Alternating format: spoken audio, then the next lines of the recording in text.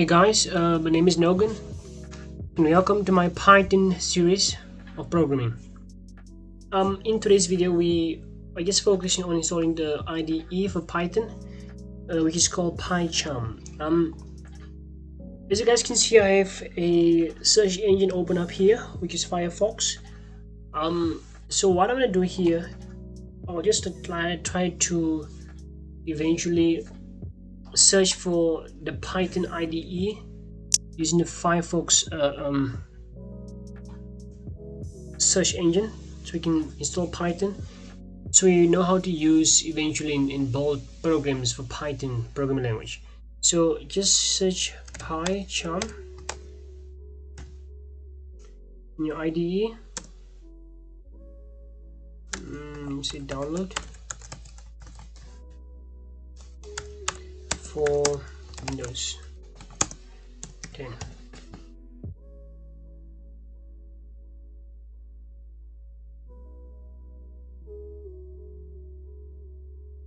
Awesome. So guys, you can see in this web page here we have this website speaks about, it says www.jetbrains, which is like the way we're gonna download our Python IDE for development.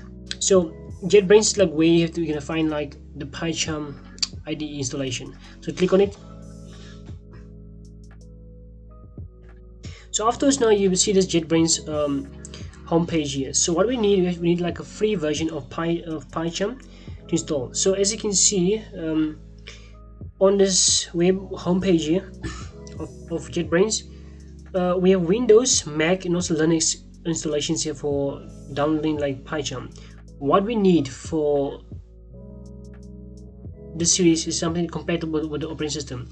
I'm using Windows, which means I'm going to go to Windows tab here and go to community, because community is a free version of PyCharm you can use for building Python programs. So I'll click on downloading the exe file if executable. Click on it, so you can install like the IDE for Python PyCharm installation.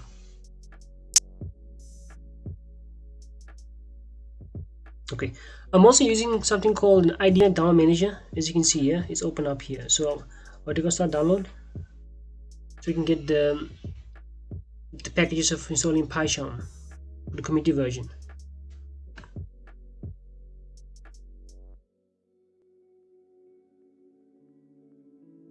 So guys, you can also go back to the website here and read like about information like what is PyCharm all about on this web page of JetBrains here.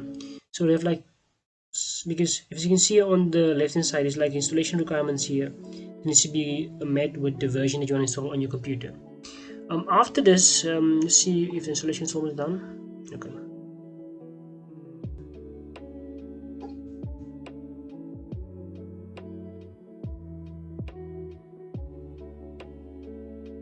Awesome. So let me just get this.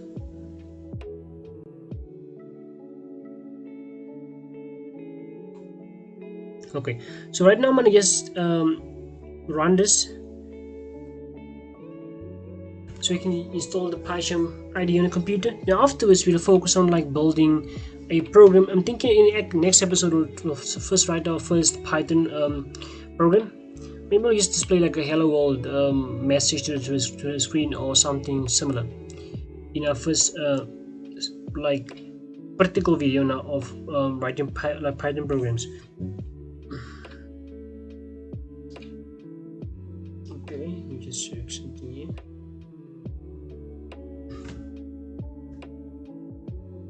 In Python, guys, is a very powerful language because it's very powerful. Python.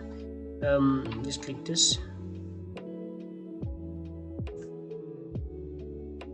So I'm gonna run this as in administration installation, so we can use this Python IDE community version.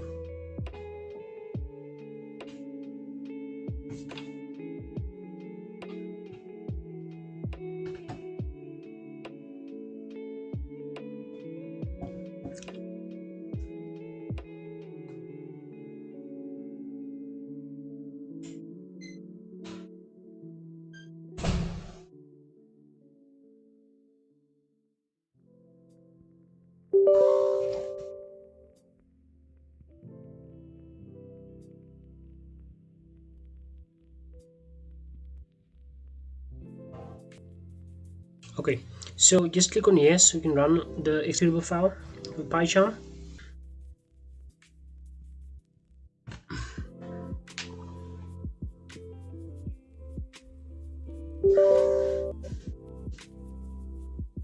Okay, so after this, just click on, let me just close that one. Okay, after this, just click on next, because now this way your installation location will be.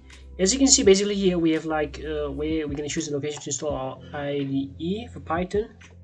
So the space requirements are 1.6 gigabytes of memory. So just make sure you have like enough memory storage on your computer so you can allocate space for the packages of the PyCharm IDE installation. Click on next, and also I'm gonna just say create a desktop shortcut. I'm gonna say yes, enable the yes there, and also update content menu and open folder as projects. I'm gonna say yes, and also like the remember in C++ the extension is called .cpp. In Python, this extension for every program, like file program in Python, will be .py. I'll also click there to enable it. No, this one I'll just leave it blank like this, and click on next afterwards. And it's also okay. Let me check something. Okay, then after this, click installation, install this. Give it a few minutes for the PyCharm installation to extract all the files needed to install the full IDE package on your computer. It can take some time, of course, to install the package. Just be patient.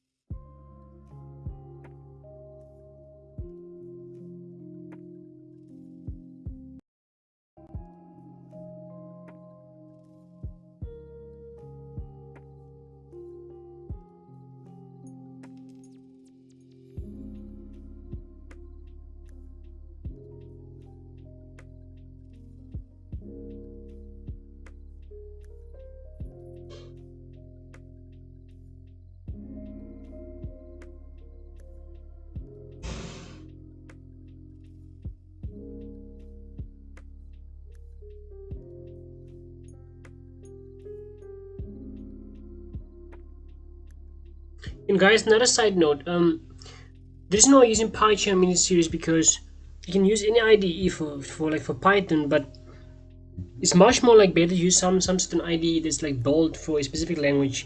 For example, PyCharm is been built to specify only Python programs, which means the IDE will be much more like an advantage in terms of using it for Python for the building a program and stuff. Because, for example, if you are writing C++ programs, the most useful IDE is like Visual Studio version, because in that regard it accommodates a lot of languages, but now when using it for C++ it becomes like an advantage because a lot of plugins and extensions being used in Visual Studio are becoming an advance for C++ in other languages, just like C# also.